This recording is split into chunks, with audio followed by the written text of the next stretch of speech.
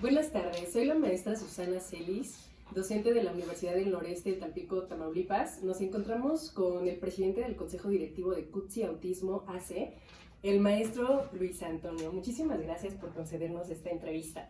Para empezar, ¿nos puede ayudar a definir la palabra autismo o el concepto de autismo? Claro que sí, buenas tardes a todos. Hablar de autismo hoy en día es algo interesante porque hemos tenido bastantes avances notables a lo largo de la historia. Sin embargo, en México como en el mundo es importante ir precisando algunas situaciones.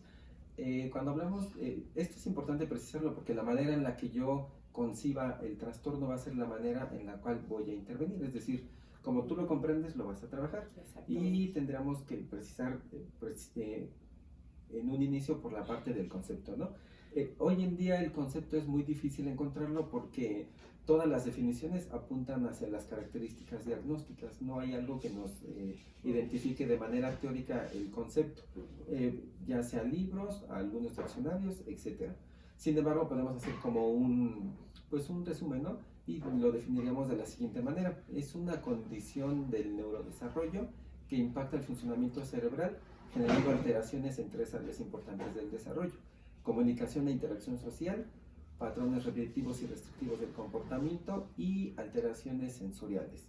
Tendríamos que identificar las alteraciones en estas tres áreas para que podamos decir que la persona presenta esta condición. El autismo es una condición de vida como cualquier otra, no tendríamos que estarlo precisando de esa manera. Sin embargo, sí es importante definirlo en esos términos. Más adelante daremos ejemplos de cada una de las características o de estas alteraciones, de estos indicadores o estas situaciones para que lo podamos denominar de esta manera. Muchas gracias.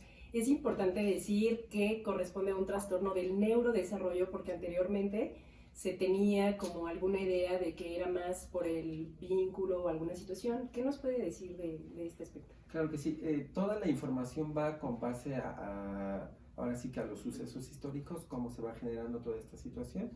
Voy a precisar un poquito acerca de la historia, solamente retomando algunos aspectos que sí son esenciales porque hoy en día siguen presentes, ¿no? 1900, Bleuler, un psiquiatra, tenía un grupo de pacientes con esquizofrenia.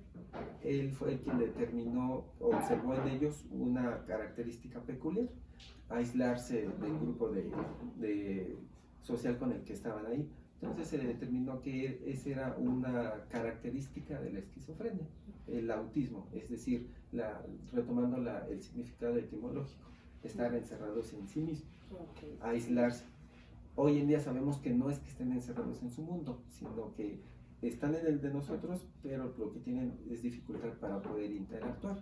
Más adelante, en 1940 y tantos, 1942 alrededor, viene otro psiquiatra, Hans Leo Kanner, y él también psiquiatra, tenía su hospital y observó esta misma característica en sus pacientes.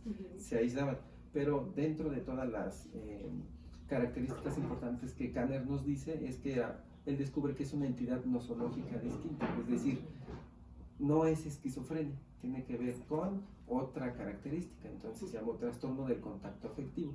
Por aquella época, una de las teorías que estaba muy arraigada era psicoanálisis. Entonces viene toda esta parte de lo afectivo, muchas teorías salen alrededor, como esa parte de la madre refrigerador, la madre nevera, de decir, es culpa de la mamá, como no tiene ese contacto, hay ese aislamiento. Hoy en día sabemos que tampoco es parte de la mamá, sino que tiene que ser en función a esa situación, ¿no?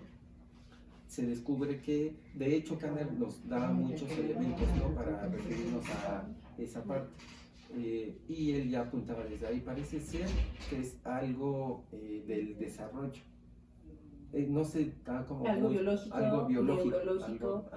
No se da tan claramente, pero ya desde esa época se empieza a vislumbrar que apunta más hacia eso que a una relación con la mamá, por ejemplo.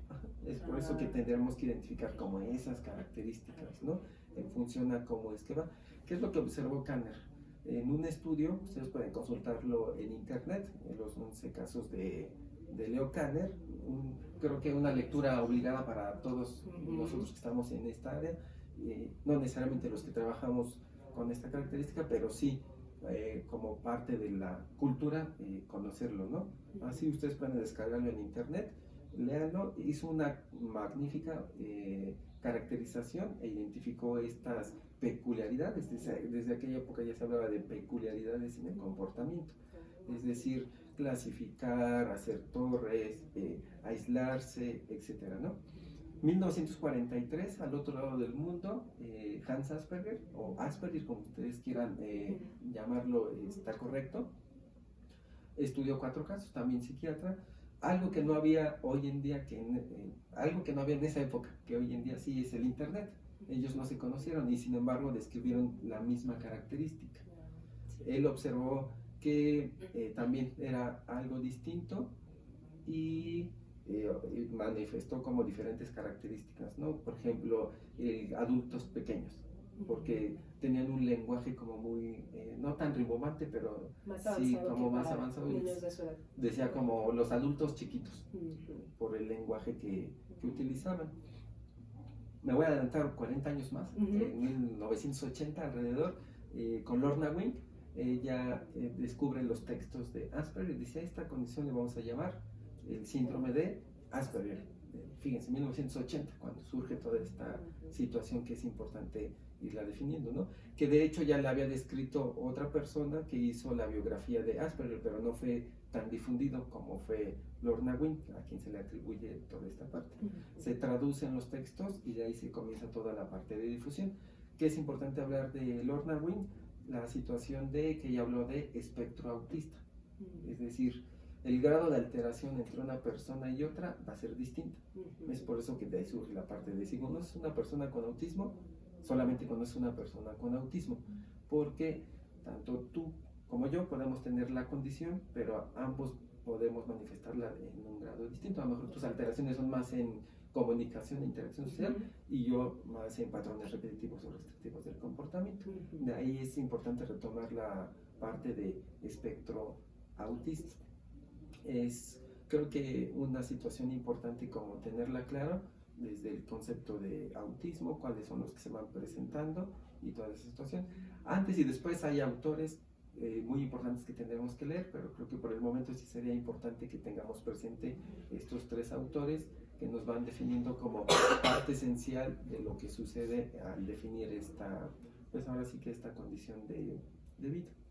Muy bien, muchas gracias. Entonces yo creo que por eso actualmente ya no se puede hacer el diagnóstico de Asperger como anteriormente en el DSM-4, que era trastornos generalizados del desarrollo, donde manejaban diferentes trastornos como autismo, Asperger, Rett, desintegrativo infantil, pero actualmente en DSM-5 solamente es trastorno del espectro autista, precisamente por esta misma situación que nos comentas, que ya es un espectro porque se presentan en diferentes áreas o en diferente nivel.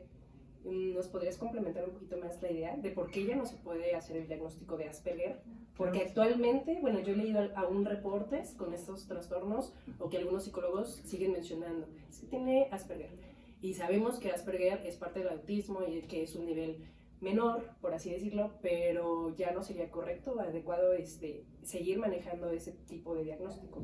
Es una pregunta muy importante, porque tenemos que ir precisando, ¿no?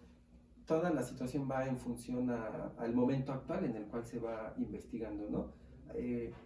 Todo esto, el autismo logra meterse en el DSM, cuando por ejemplo decimos que Kahneman, que Asperger van poniendo toda esta información, ¿no?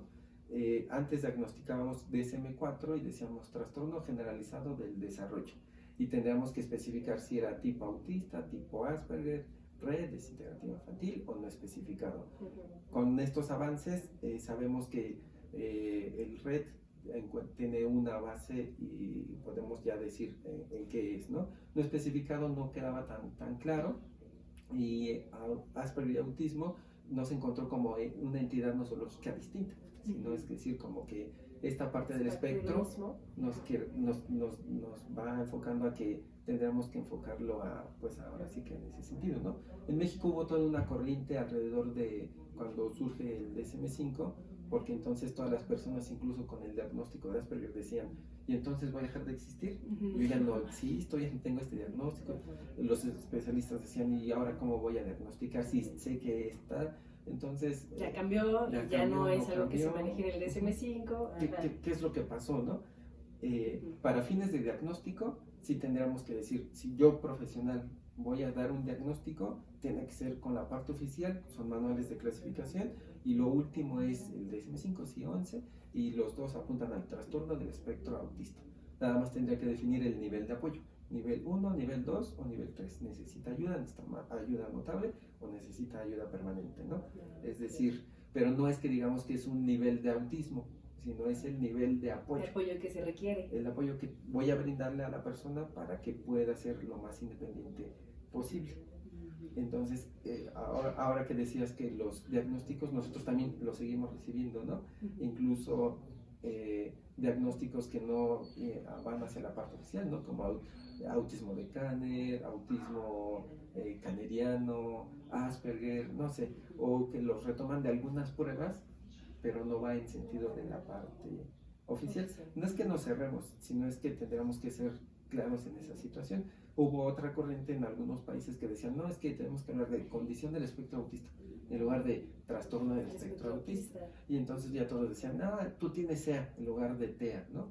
O sea, sí, no hay que confundirnos en esa parte. Sí podemos innovar, sí podemos ser claros, pero también tenemos que ser precisos en quién nos estamos dirigiendo, ¿no? Son padres de familia, son hijos que necesitan saber qué es lo que se tiene para poderlo trabajar, ¿no? Si yo hablo de trastorno, debo de saber que estoy en la situación de psicopatología. Psicopatología, estudio de la conducta normal, anormal, todo lo que sale fuera de la norma. Exacto. Es anormal, ¿no? Que está trastornado. Suena fuerte, pero tendremos que saber que es la parte científica, la parte que nos va como argumentando, ¿no? Sí. Ya en México, bueno, también, ¿cómo nos vamos a referir a las personas, no? La persona con TEA o la persona TEA, el autista, etc. Hay toda una corriente. Aquí en México tendríamos que enfocarnos basarnos en el enfoque social de la discapacidad, es decir, persona con discapacidad intelectual, discapacidad visual, trastorno del espectro autista, etc., ¿no? Hay otros países donde dicen, no tienes que decirle así, porque no es que tenga, sino es autista y punto. Pero acá en México diríamos, pues no le voy a decir autista porque reduciría a la persona a la condición que tiene. Entonces es persona con, etc. Los otros países dicen no, porque no es algo que sea con. Entonces ahí es como el debate. Sin embargo, pues no vamos a estarnos como peleando, ¿no? Creo que lo importante sería Luis, Pedro, Juan, tiene cierta característica. Exactamente, sí. Finalmente el trastorno nos encamina a una alteración, entonces vemos que si tienen dificultades en la comunicación, en la parte social, en la parte de interacción, entonces yo creo que trastorno pues sí está bien manejado y sobre todo que está sustentado en el DSM-5, que es en el que principalmente nos apoyamos. Bueno, entonces, ¿nos podrías platicar un poquito sobre los criterios? Claro que sí. Sí, estamos hablando y no hemos dicho nada respecto sí, de los criterios. Un poquito sobre los criterios. Claro que sí. ¿Cuáles son? Nosotros hablamos de conductas que podemos observar. Algunos dicen, presenta rasgos autistas. Y no es que tenga rasgos autistas, porque los rasgos, dirían por ejemplo los chinos, ¿no? ¿Cuáles son los rasgos? Entonces vamos a quitar esa palabra de rasgos autistas. Vamos a hablar de conductas o de indicadores que vamos a observar en las personas y deben estar presentes en las tres áreas para que yo pueda decir que tiene el diagnóstico. Una vez que hablemos de esto, podemos precisar en torno a qué es lo que pasa, por ejemplo, si existe otro diagnóstico, si puede haber comorbilidad, etc., ¿no? Vamos con la primera. Como es un espectro y para definirlo de manera como didáctica, tendremos que ir, voy a poner ejemplos como de los más comprometidos hacia lo menos comprometido. Por ejemplo, comunicación. Podemos encontrar aquellas personas que no hablan, que no tienen lenguaje verbal. Por ejemplo, para hacer peticiones te toman de la mano, te llevan hacia el objeto que desean y tú se los das. Es como un uso instrumental de la persona para obtener o resolver una necesidad. Hay quien más ya te puede, por ejemplo, señalar y te puede estar, para pedir una cosa te señala y te la da. Entonces no es que haya como esa, no lenguaje verbal, sino va más en cuanto a la comunicación, ¿no? Hay quienes hablaron y dejaron de hablar, hay quienes hay dificultad en, por ejemplo, ¿En el lenguaje? en el lenguaje. ¿Algunas dislales también pueden entrar? No tanto como dislalia, no, más sería más como, lenguaje. como va más hacia la comunicación. De entendimiento, de ajá. que si se le da alguna instrucción, tendremos que ser muy claros para que logre entender qué queremos. Sí, por ejemplo, lenguaje receptivo, ¿no? Pásame la hoja, ¿no? Dame eso y entonces me entiendes. A lo mejor no hablas de manera verbal, pero sí me entendiste la instrucción, si hay comprensión del lenguaje, de esa situación. Puede haber ecolalia, repetir las palabras, repetir frases, e incluso pueden algunos repetir frases de películas, de algún programa de televisión que escucharon y además aplicarla en el contexto, ¿no? Muchas gracias, no sé, algo que puede ser como, eso lo hace igual que cierto personaje, pero lo está aplicando a la situación. O a lo mejor en la comprensión del lenguaje, ¿no? En el lenguaje literal, por ejemplo, comprender bromas, chistes, eso de pronto se torna difícil porque el lenguaje te lo comprende de tal manera como se está hablando, muy explícito, ¿no? Muy explícito. No ajá. Es como, tengo muy claro yo un ejemplo que me pasó, ¿no? Vamos a bailar, el papá de un paciente le dice a su hijo que va a bailar como el sol. Entonces el hijo le dice, no puedes bailar como el sol porque tú eres un humano y el sol es un cuerpo incandescente, y le dan toda esta explicación, ¿no? Y yo podría entender que el sol es Luis Miguel, ¿no? Sí. Podríamos como hablar como en ese sentido, ¿no? O cállate, si no te callas te voy a cortar la lengua, y entonces no habla, ¿no? Porque se lo cree. Realmente piensa que le vas a cortar la lengua. Eso es, por ejemplo, en comunicación, ¿no? En interacción social, quizá hay quien son, por ejemplo, se aíslan totalmente y no hay contacto con las personas. Hay quien sí intenta tener interacción contigo, puede permanecer, pero no hay otra situación, no, puede permanecer, no le afecta, ¿no? En la escuela puede estar en el grupo, estar a un lado y no pasa nada. Hay quien sí intenta comunicarse, hola, ¿cómo estás? Pero es torpe socialmente. Sabe que quiere comunicarse, pero tiene dificultades para poder entablar esa comunicación. Esa relación. Patrones repetitivos y restrictivos del comportamiento. Quizá, por ejemplo, aquellos que hacen filas de objetos, hacen torres, que es como muy continuo. A lo mejor hago mi torre, la tiro. Vuelvo a hacer mi torre, la tiro. Vuelvo a hacer mis filas, vuelvo a hacer filas de objetos, de diferentes actividades. Y es como la flexibilidad del pensamiento. Y en alteraciones sensoriales tendremos que identificar en dos sentidos, de hipersensibilidad y hiposensibilidad. Hipersensibilidad va en el sentido de que se magnifique, lo puedan sentir como 10 veces más, por ejemplo, y de hiposensibilidad 10 veces menos, por ejemplo. Y serían los 5 canales de percepción, por poner un ejemplo, ¿no? Auditivo, visual, olfativo, gustativo, etc. A lo mejor visual, ¿no? Pienso en aquellos chicos, ¿no? Que están viendo las luces todo el tiempo y se estimulan, o aquellos a los que no las toleran, ¿no? Que sería como en ese sentido. Gustativo, a lo mejor no prefieren algún alimento por su consistencia, su textura, el sabor. A lo mejor al arroz le quito los chícharos y las zanahorias y solo me como el arroz. Solamente prefiero las papas fritas. De cierta forma y no de otra forma.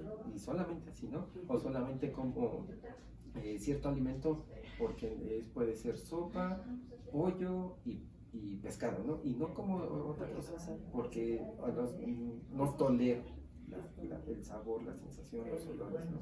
Los ruidos también, por ejemplo, ¿no? Los cohetes pueden ser como muy intensos, ¿no? México, diciembre, por ejemplo, los cohetes, si no hay cohetes no hay fiesta, ¿no? Entonces sí tendríamos como que considerar esa parte. Y entonces son las alteraciones en este sentido. Y vamos a identificar, observar estas conductas en las 3 áreas para que yo pueda decir que la persona tiene esta condición. Invariablemente entre una persona y otra puede manifestarse de manera distinta. Ok, muchísimas gracias, creo que ya está quedando más claro, solo que en esta última parte, en caso de no cumplirse todos los criterios, pero si tuviera algunos indicadores como los mencionas, no se establece y solamente se especifica así, que tiene ciertos criterios sin llegar al diagnóstico como tal, o cómo se podría establecer Claro. el diagnóstico o el reporte? Es una pregunta sumamente compleja porque nos encontramos de topes con esta situación, ¿no? Con los diagnósticos, sobre todo, porque nos pueden llegar, ok, tiene el diagnóstico de discapacidad intelectual, autismo, discapacidad auditiva y pie chueco, ¿no? Y realmente sí nos llegan los diagnósticos, ¿no? Porque no hay una muy precisión fragmentados. de esta situación. Generalmente, identificamos como características de autismo, tiene autismo, aunque no tenga todas, ¿no? Tiene de discapacidad intelectual aquí y aquí. Y entonces así encontramos como estos diagnósticos. Lo que apuntamos más es que identifiquemos cuál es la característica principal para poder identificar si sí es este diagnóstico o si hay comorbilidad con alguno otro o si es otro diagnóstico que hace que curse con conductas del autismo. Vamos a poner un ejemplo para que quede como más preciso, ¿no? Tendría yo que saber con cuáles diagnósticos hay comorbilidad.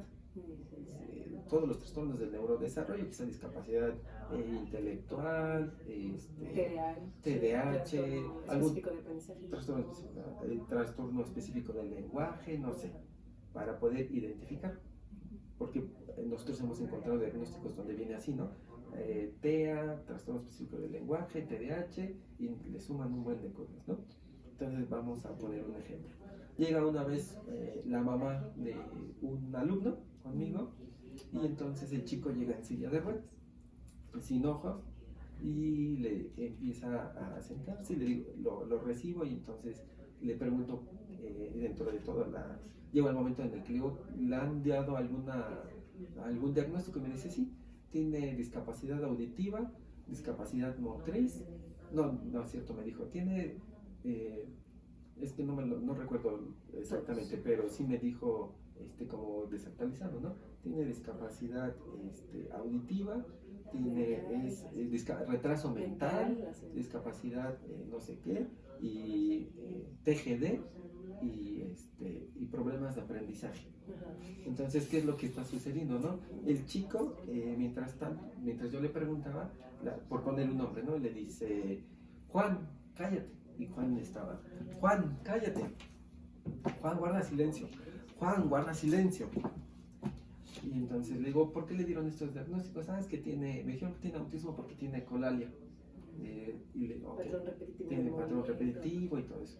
Invariablemente hay una discapacidad auditiva, ¿no? y motriz, entonces sí, es una situación de multidiscapacidad.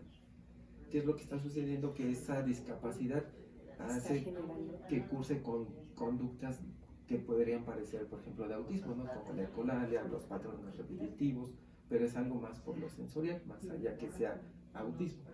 Descartaríamos ahí el autismo porque tiene ya la otra situación. Y lo mismo sucede cuando ocurre, por ejemplo, con autismo, que hace que curse con otras condiciones.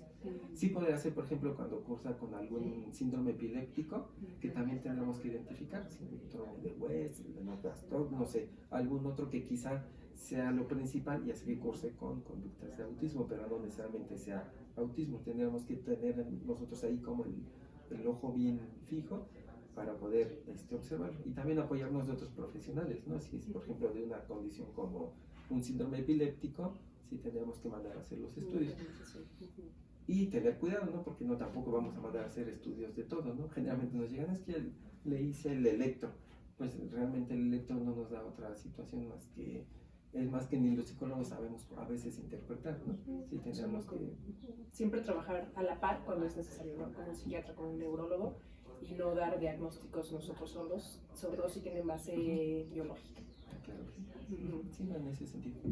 Ok, muchísimas gracias. Estoy viendo que trajiste algunos libros muy interesantes. ¿Nos podrías platicar un poquito de ellos? Claro que sí. Trajimos varios libros, pero vamos a mencionar, creo que El autismo en niños y adultos, es uno de los importantes más que importantes, creo que sería básicos de consulta, para que ustedes lo pudieran checar. Lorna Wing hace una excelente descripción en donde habla acerca, por ejemplo, del diagnóstico, ¿no? Pues, están los ejemplos como muy, muy claros. Es para profesionales y familias, creo que sí sería como básico de consulta. Posteriormente tenemos también es de Matías Cadaveira, es como la parte del concepto, como también el apoyo a las familias que sí podríamos tener como pues de consulta, ¿no? Y todo sobre el autismo, escrito principalmente por José Luis Cuesta Gómez, profesional de España. Se nos menciona como toda la parte del autismo, pero desde el principio de la infancia hasta la vida adulta. Creo que todos los esfuerzos están enfocados hacia la niñez, pero ¿qué pasa con los adultos, no? Ya se está trabajando mucho sobre calidad de vida en España y mucho ya se está trayendo para acá, para México. Pero sí es importante saber qué es lo que vamos a hacer con los chicos, o más bien dicho con los adultos que tienen esta condición, que son como los grandes olvidados, ¿no? Exacto. Llegan a la escuela, primaria, secundaria, famosa para vida del trabajo, pero ahí se queda. Entonces, ¿qué más vamos a hacer con los adultos? Este libro puede ser como de referencia. De mucha ayuda para eso. Okay, sí, lo que pasa es que nos enfocamos mucho en los niños porque pensamos que tener diagnósticos a tiempo pudiéramos avanzar bastante y ganar bastante con la estimulación, primero con el diagnóstico a tiempo, posteriormente con el tratamiento o con la intervención. Sobre todo, bueno, yo creo que es muy importante decirnos a partir de qué edad pudiéramos establecer este diagnóstico. Claro que sí. El diagnóstico hoy en día ha tenido bastante avance. Antes era como más difícil poder tener a ciertas edades, ¿no? Hoy en día, desde el año 8 meses, ya podemos identificar ciertas conductas que nos están llamando la atención, indicadores de alerta que nos pueden decir está presente el autismo, ¿no? Yo cuando empecé a trabajar con autismo, me llegaban los chicos de 10, 11, 12 años, cuando todavía no sabían, los papás nos decían, pues yo sabía que algo ocurría, ¿no? Sabía que era distinto, pero pues no, hasta ahora, ¿no? Entonces 12 años, cuando ya habían pasado años importantes en los cuales se pudo haber avanzado en distintas áreas, ¿no? Sí. Año 8 meses ya podemos identificar conductas, por ejemplo, comunicativas que nos están llamando la atención, ¿no? Esto de que te toma de la mano y te lleva para obtener algo, no te mira a los ojos, no hay referencia social, más allá del contacto visual, más como la referencia social, ¿no? Entonces sí ya son conductas específicas que podemos poner ahí especial atención.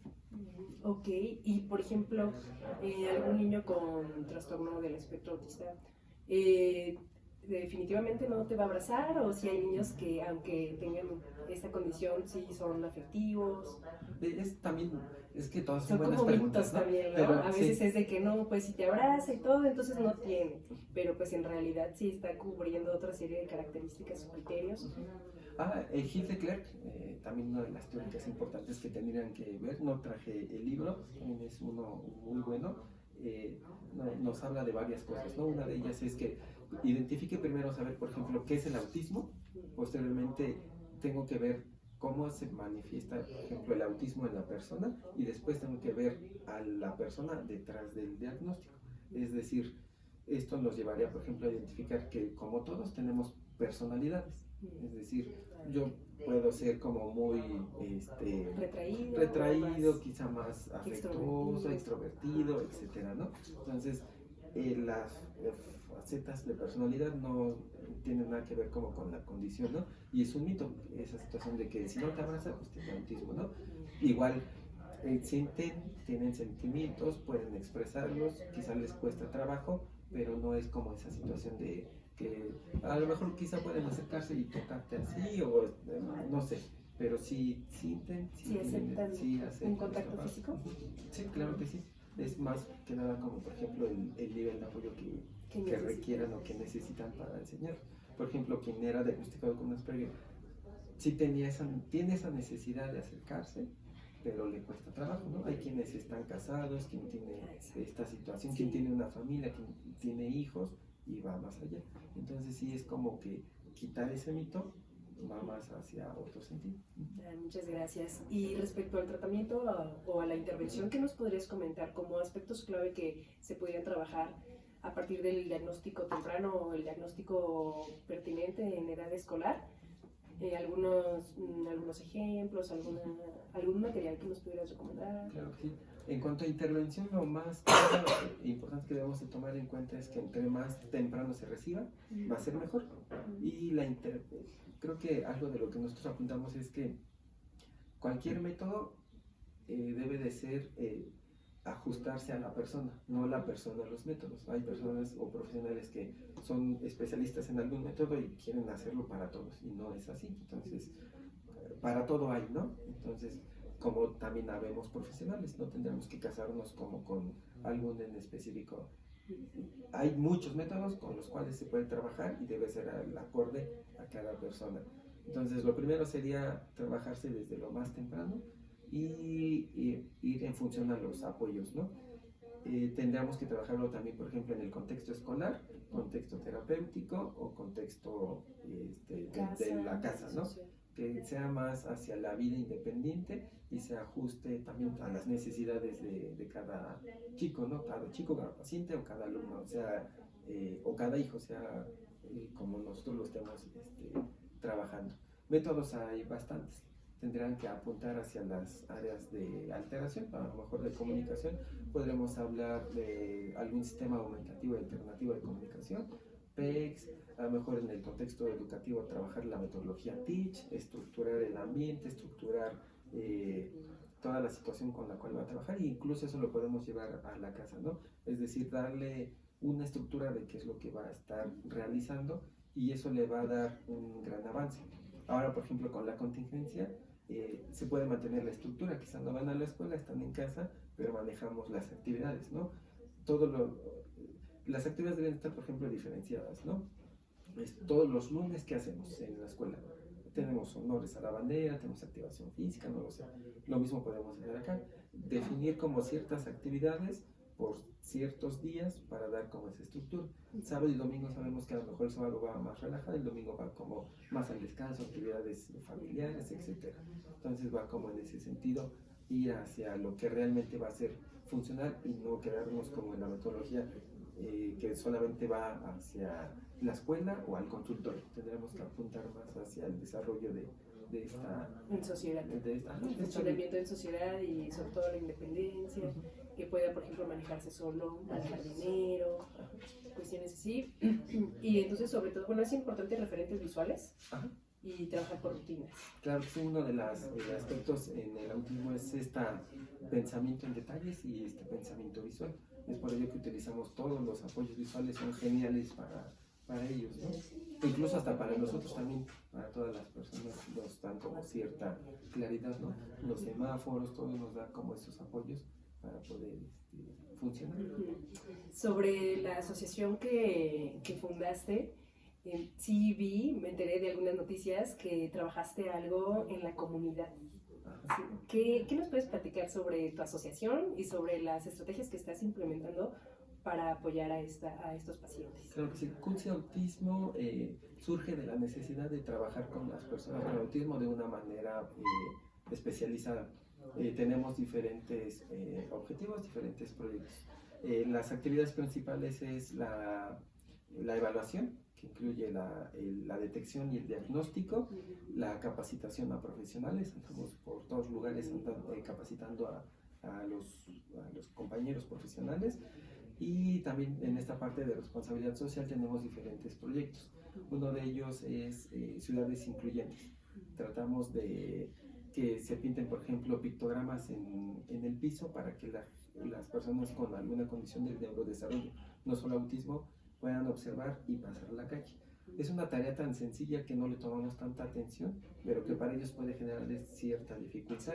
Entonces, una de las características es que no miden el peligro. Entonces, en no medir el peligro, pueden salir a la calle y van a cruzar. Pueden cruzar la calle y podríamos generar un accidente, ¿no?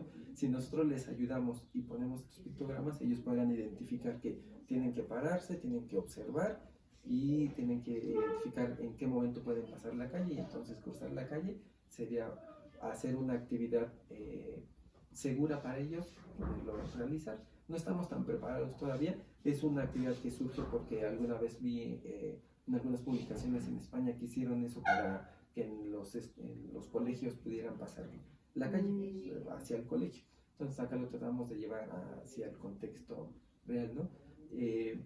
Participamos en una convocatoria para poderlo llevar a cabo, no se realizó, pero llamó la atención, por ejemplo, de un municipio, y en Tenancingo logramos pintar los pictogramas para hacerlo así. Espero que en este año tenemos programado ya otros municipios.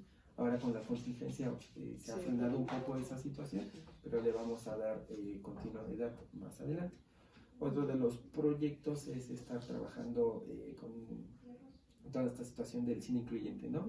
Con Iluminamos de Azul se hace una colaboración con Cinépolis y ya nos invitan a todas las instituciones a lo largo de todo el país para sumarnos e invitar y hacer del cine una experiencia pues agradable también para todas las personas, ¿no? Más adelante serán funciones relajadas, pero bueno, ahora estamos nosotros apoyando eso, solamente nos sudamos para poder hacer apoyo en esa situación. En capacitación pues estamos haciendo el Congreso Internacional de Autismo acá en Toluca, esperemos llevarlo más adelante a otras ciudades, que nos los han estado pidiendo en varias ciudades del país, incluso de otros países, muy fuerte en Honduras, Perú, Argentina, muchos países que Puerto Rico incluso también, que nos están solicitando. Sí trataremos de llevarlo con la mesura, con el cuidado para poder que sea pues una experiencia grata para todos y se pueda llevar a toda la población esta condición, entre otros proyectos con los cuales estamos. Ay, qué bueno, muchísimas felicidades. Yo creo que es algo muy importante porque son pocos los expertos y los especialistas en este tipo de temas y que hay mucha demanda y sobre todo, como dices, a partir de los diagnosticados, se tienen las cifras de los diagnosticados, pero ¿qué pasa con todos los que todavía no están diagnosticados y que los papás pues no saben cómo trabajar en casa, algunos docentes no tienen las estrategias para trabajarlos? Entonces todo esto nos va atrasando y finalmente pues en los que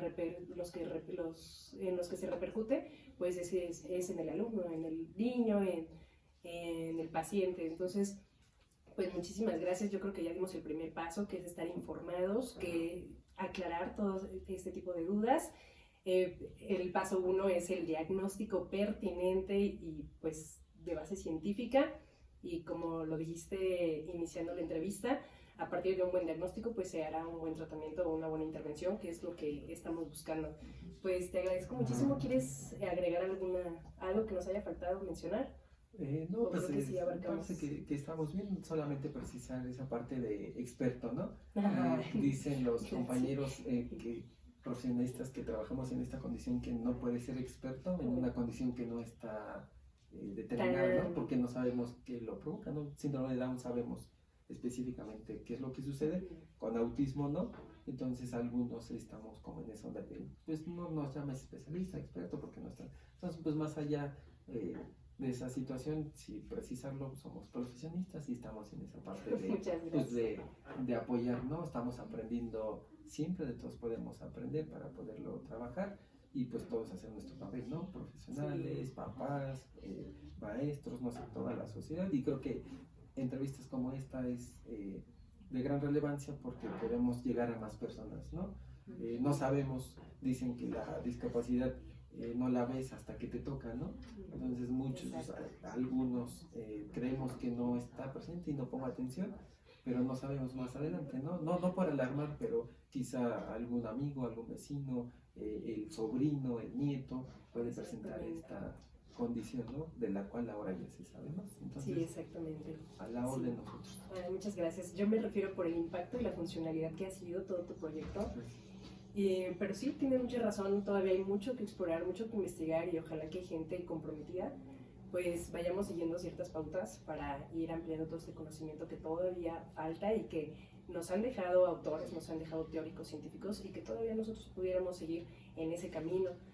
Y pues bueno, eso ha sido todo, muchísimas gracias. Este video pues especialmente va para mis alumnos de octavo cuatrimestre de la Universidad del Noreste de Tampico, Tamaulipas, pero pues ojalá que impacte a más personas para que seamos más los que nos sumemos en apoyar, en detectar, en intervenir con estos alumnos, y sobre todo, pues ya lo decías, con no solo trastorno del espectro autista, sino pues todas las condiciones que conocemos.